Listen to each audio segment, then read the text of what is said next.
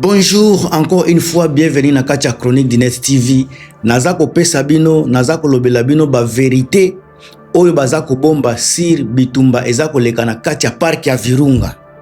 Qu'est-ce qui se passe bozoyoka bawazalendu bakoti na park ya Virunga, bakoti na bakati axe ya Ruchuru, Goma, makambwana nyoso bozako yoka ezako lekana réseaux sociaux. Alors pourquoi batu bakomi koloba bongo olia koloba vérité? Lelo nazo tambola na bino na katia ba vérité, nazo memela bino information vraie, information juste et vérifiable sur la situation qui se vit na côté à Goma kuna na park ya Virunga. Esika bozako yoka ba wazalendu bazako bunda balobi ba force ya 1v3 bakimi boyoka ba vérité oyo bazako bomba bino, parce que na kachare internet il y a beaucoup de mensonges, il y a beaucoup de propagande négative, surtout na makambo ezako leka na Congo. Bato bele bazako dérive bazako nini ko désorienter population congolaise na vérité. Depuis début en mois de mars, les affrontements se sont intensifiés dans les zones forestières. On a collé approche à parc Virunga. Ce qui n'a sala qui vidéo oyote, c'est parce que ma chaîne avait des problèmes. Maintenant, naza komi na tangu encore une fois, il y a corrélaté ba réalité. Mais l'autre le 10 mars 2026, ba vérité et salemi eleki lelo. Awa tozana tongo naza ko pesa bino ba information le 10 mars na makambo za koleka na Nord Kivu, précisément aux alentours ya Goma, Baruchuru na katia park ya Virunga. Alors selon plusieurs sources locales, les combattants de 1v3, écoutez bien, d'après les sources locales, les combattants de 1v3 auraient envassé dans certaines zones situées près de l'axe stratégique relié à Goma au territoire de Ruchuru. Écoutez cela bien. Les milices Wazalendo, soutenues par l'armée congolaise, angolaise et burundaise, auraient alors lancé des attaques pour tenter de freiner cette progression. Écoutez bien, on parle de freinage. Freiner la progression de AFC M23. Alors, quand on est en train de freiner, cela veut dire que AFC M23 voulait étendre territoire naye. Bazana tendance à kubunda, à repousser ba wazalendu na ba force ya FARDC musika. Alors, ba FARDC babandi ko sala nini ba wazalendu ko sala neti contre-attaque. Boyo kango bien. Batikala jamais koloba ba wazalendu ba menacer. On n'a pas dit que ba FARDC ba kende ko beta ba M23, mais au contraire ba M23 ba tu ba bandi ko sala nini ko étendre territoire na bango pona ko buter ndenge baza koloba ennemi loin na nini na bango. Alors boyoka makambo bien, batu bazako yeba bazako loba bilobela parc national ya Virunga eza terrain moko extrêmement difficile kobunda na kati, extrêmement difficile. On a une forêt qui est dense, des montagnes volcaniques, des routes étroites, des zones de conflit et des zones difficiles d'accès. Donc kokota kuna ce n'est pas facile. Encore dans ce type d'environnement, ba combat ezalaka mingi imprévisible et puis violent. Alors bakami bakaya nani ya ba FARDC na bazalendu baza ko utiliser banini ba embuscade. Kaya ba AFC M23 baza ko sala ba attaque rapide, ba tir d'artillerie légère. Alors bandeko boyo kasika ba détail oza ko tambola. Naza ko tiana entre parenthèses poto solo la bien. Maman nanga Marie-Antoinette Makayabu, Chirac Makayabu, François Mboukou Kassa, président FMK avec Denis Mpongo, secrétaire permanent na pesi binombo tebele. Toko tasika na ba entre parenthèses. Ndeko nanga Pierre Okende. Tolo ba vérité ndeko nanga Grâce Kibombo. Tokota. Wazalendu tangu ba bandi mouvement, tangu ba komi ko benga bango ba patriote. Bazalaki na Bukavu. depuis plus de ba décennies tango balobaka mai nani FDLR azalaka na kati ya baruchuru kuna, azalaka na ba Masisi, azalaka na ba Walikali. Comment expliquer lelo? Comment expliquer aujourd'hui Muzalendo akoma FDLR? Comment ba komi na niveau ya ko changer combo? Parce que Congolais onyo so yebi histoire, Muzalendo azalaki te. Na kati ya Masisi, na kati ya baruchuru tozalaki koyoka ba FDLR. Mutu ya Goma ako contredire ngai te. Mutu ya Kivu ako contredire ngata mukete na makambo etali ba FDLR bazai ko benga bango, bazai ko fanda na baruchuru na ba Masisi ndesika bazalaki.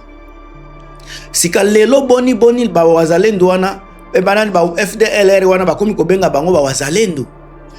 Question naza komituna. Alors tokota suna kati ya muzindo na ba vérité mususu.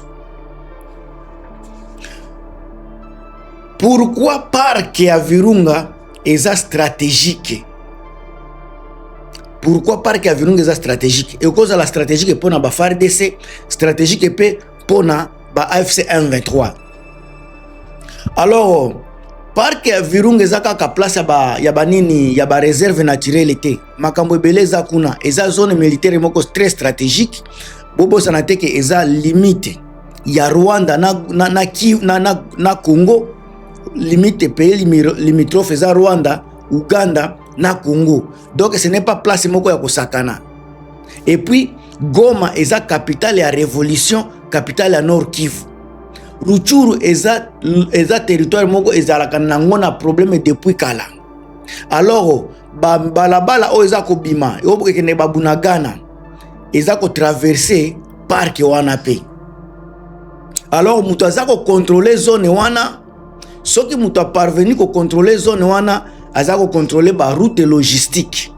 A ko contrôler pe tolo ba ko surveiller ba mouvement militaire nyo seza côté kuna, et puis a kozala na influence ya ko approvisionner ba grande ville. Ville lokola Bukavu, Goma, Okeba, ba Beni, ba Kiwanja, ba ville minene za kuna. Alors yango bomonaka M23 aza na intérêt ya ko contrôler kuna. FARDC pe aza na intérêt ko kende ko récupérer place wana, mais sika kia la force ya ko sala makambo wana. Oto mona ba ambiscade alelo esalemi ambiscade, batu babeti masasi mibale bakimi, wana eza ko récupérer mboka te. Eza neti muyibi ya koti na terrain akeko tia désordre depuis akimi. Eza signe ko récupérer mboka te. Au moment naza ko loba, ngai na avec les pek on naza ko maîtriser. Nazo mona ete position claire ya ba FARDC ezoyebana te. Position ba wazalendo na ba FDLR yango pe eza koyebana te. Mais otoza komona position M23 baza na objectif moko clair. Po na ngai kozala clair. Objectif na bango eza ko sécuriser axe stratégique autour ya Goma. Eza normal parce que eza capitale na bango. Po na ba wazalendo objectif eza différent. Pona bango za ko empêcher M23 ba consolider ba position na bango. Est-ce que baza na capacité ya ko empêcher M23 ba consolider ba poste na bango, ba force na bango? Point d'interrogation. Alors cela explique automatiquement pourquoi ba combat na kati ya zone wana ezalaka na intensité makasi. Wana eza selon ngai. Na yebi ke ba info banani ba politicien ebele o ba kolandanga par exemple, boko zala na capacité ya ko corriger, ya ko bakisa na kati ya ba commentaire o ko permettre pe bande ko na biso ba kolanda ngai ba zala na chance ya ko profiter pe na connaissance na bino. Alors si la situation civile nde est comme préoccupante pour ngai. Comme naza molobeli ya population, naza militaire, naza ko défendre, naza ko bunda pona peuple civil, peuple simple. Alors comme souvent ba conflit bomonaka, ba civil nde ba payaka ba prix lourd na makambo nyonso. Plusieurs habitants na kati ya ba village proche ya Virunga na Minichoyo. Tokoloba nini bazokima. Ebele bazokende na Goma. Espéra que trouver kuna ba refuge, la situation humanitaire kotikala ekoko mandenge nini eko devenir fragile. Alors na situation wana ba habita baza ko banga pillage, ba représailles, ba bombardement, ba combat dans le village na bango. Alors certaines routes étaient perturbées pourtant baza ko bunda, c'est normal makamboane à la perturber, approvisionnement en nourriture pourrait également devenir un problème dans certaines zones. Yango bozomona ba AFC M23 bazo sala moyen so ba repousser banani ba force ya Mali ya ba wazalendo ba M23 AFC bazo sala moyen so ba repousser force ya Mali ya ba FDLR pour axe ya approvisionnement ya bilei ezala fluide, ezala na facilité ba bambiscade na kati ya population ba chauffeur ba kotaka na bambiscade wana te. Po na ngai wana nde réseau ezo sala ba AFC M23 ba sala offensive ba repousser ba rebelle banani ba milice ya ba mai ya ba wazalendo na ba FDLR o baza ba criminel recherché par état ya Rwanda. Alors bataille wana boza kumona eza koleka na niveau ya nini, na niveau ya parc ya Uvira et pardon de parc ya Virunga et ko changer makambo ebele parce que ba conséquences kozanga te. Scénario eza ko ya ebele M23 na bitumba boye parce que tangu wa muzalendo akokima, tangu FDLR pa akokima, AFC M23 a consolider ba position na ye et puis a sécuriser ba axe stratégique autour de Ruchuru na ba balabala oyo kokende Goma. Alors ba wazalendo ba kozala obligé ya kokima musika à moins que bazala na connaissance moko ya makasi ya terrain oyo ko permettre bango ba repousser M23. Parce que depuis baza wana ba meka ti lelo na muzalendo na FDLR batikala jamais kozwa force wana ya ko repousser ba AFC M23. Au contraire, AFC M23 baza ko repousser ba rebelle ba mai wana ba criminel ya ba FDLR baza ko repousser bango musika parce que baza armé équipé par ba force ya FARDC.